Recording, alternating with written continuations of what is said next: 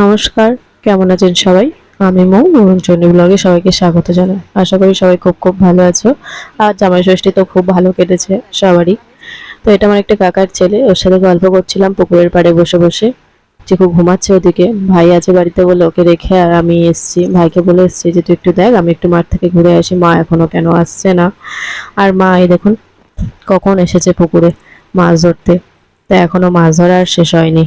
এসে বকাবকি করছি তাও শুনছে না, বলছে দাঁড়া আর একটু দেখি, দেখে উঠে যাব।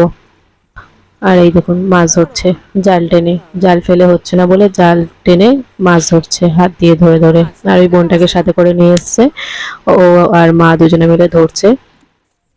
কারণ জালটা ছেঁড়া, জাল ফেললে সব বেরিয়ে যাচ্ছে, ওই জন্য জাল ফেলে হচ্ছে না বলে জাল টেনে আর মাছ ধরছে। তো আজ বাড়ি চলে যাব, সেই জন্য মা পুকুরে এসছে জাল নিয়ে মাছ ধরতে। মা বলেছিল যে মাছ কিনে আনি, আমি বলছি না, কেনা মাছ ভালো লাগছে না, তার থেকে বরঞ্চ তুমি আমার পুকুরের মাছ খাও, জ্যান্ত মাছ একটু পাতলা করে ঝোল হবে, খাওয়াবে। তো দুপুরে আর ভিডিও টিডিও কিছু করা হয়নি, মা মাছ ধরে বাড়িতে এসছে, তরকারি মানে রান্নাও হয়েছে, খাওয়া দাওয়াও হয়েছে, কোনো ভিডিও করিনি। বাড়িতে চলে আসবো ভালোও লাগছিল না, আর মা একাও আছে, সেজন্য বেশি চিন্তা হচ্ছিল।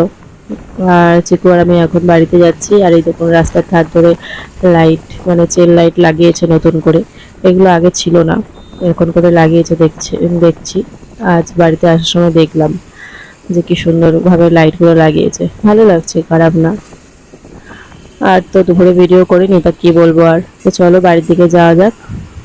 বাড়িতে মানে ওকে বলেছিলাম চিকুর বাবাকে, তো ওকে ওর টাইম হবে না ওই জন্য নিয়ে আসেনি, তো একটা ভাইয়ের সাথে আসছি।